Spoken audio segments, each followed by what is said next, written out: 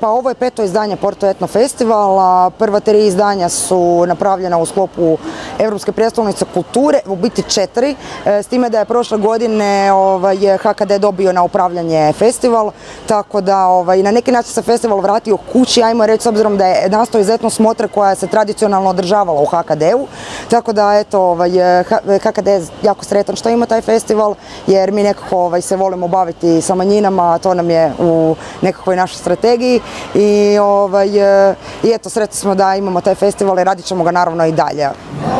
Godine su mnoge prošle, valovi se krilom kreću, kroz više grasam se šeće, znam da dragu vidjet neću.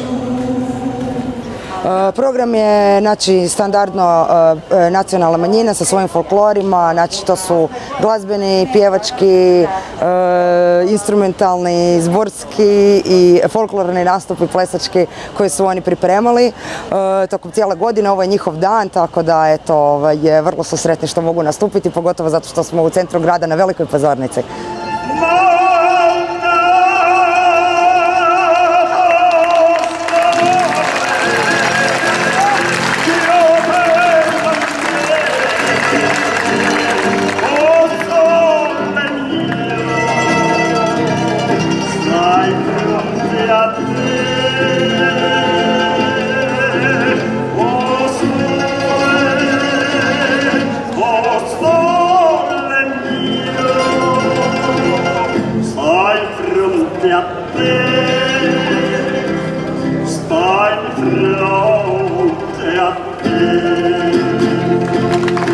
Imamo također i profesionalni dio glazbenog programa. Večeras su s nama Nina Kraljić i braća Teofilović koji će premijerno po prvi puta u svojoj karijeri nastupiti sa cijelim orkestrom, sa Porto Etnom orkestrom, našim kućnim festivalskim orkestrom, tako da eto, Riječani večeras imaju jednu ekskluzivu za poslušati i to je to.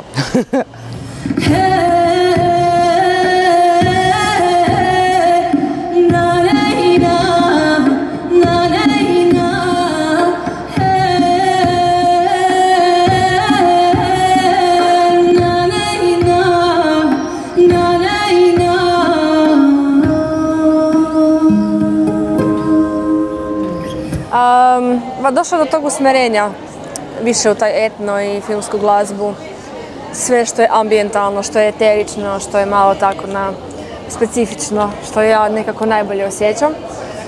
To je jedna velika stvar i došlo do te promjene imena, jer sam htjela da se ime zove po samome projektu, a ne mene lično. Ja mislim, nisam u tome zbog sebe, nego zbog glazbe, pa onda stavljam fokus na glazbu. I radimo nove materijale. Evo, prvi singl je jedini singl koji je izašao u tom novom imenu Rijeka, ali radimo na još 3 trenutno, tako da radi se lijepo, nadam se da će se taj etno sve više i više otvarati, da ćemo imati što više ovako lijepih nastavka.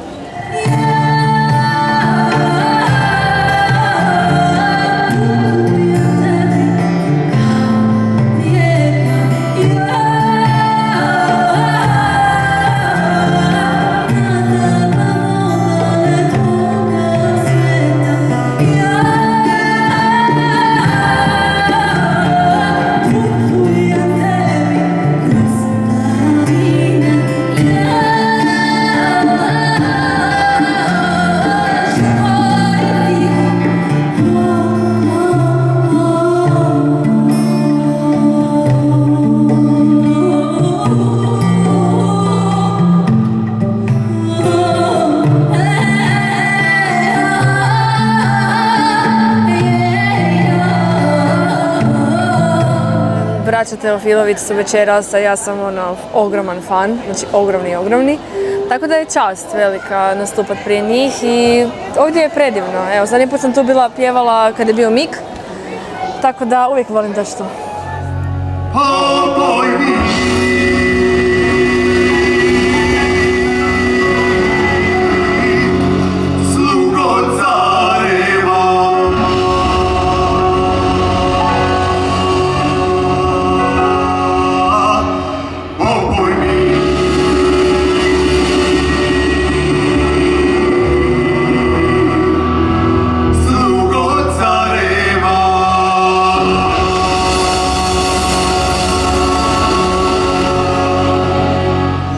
počeli smo u horu u Čačku da pevamo, imali smo izvanrednog pedagoga, on nas je ubedio da dođemo, iako mi nismo želeli, ali to njegovo ubeđivanje je urodilo plodom, on je u nas usadio ljubav prema muzici pre svega, mnoge stvari koje smo kasnije iskoristili u muzici kao solisti i zahvaljujući tome okrenuli smo svoj život u muzici još daleke 83. godine, potom smo završili poljoprivredni fakultet, time se nikad nismo bavili, ali iznadnom smrću njegovom 90.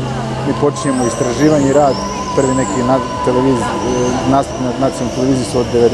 92. godine, kada počinjemo i da se pojavljamo, i to je već preko 30 godina skoro.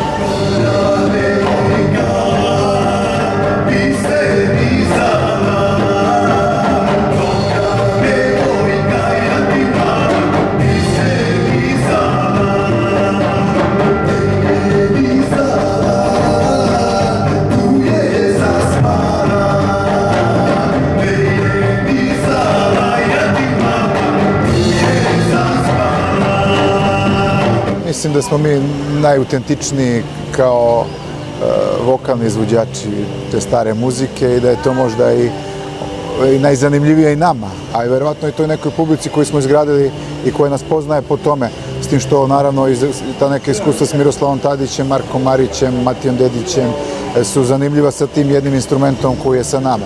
Ovog puta će to biti malo veći broj ljudi za nas, pa ćemo vidjeti kako će to funkcionisati. Ipak je to dosta drugačije, odnosno mi i sami sa bendom se mi drugačije ponašamo i osjećamo na sceni, odnosno drugačije pevamo. Znači, to će se čuti kada budemo bili a kapela i kada budemo sa samim Porto Etno bendom.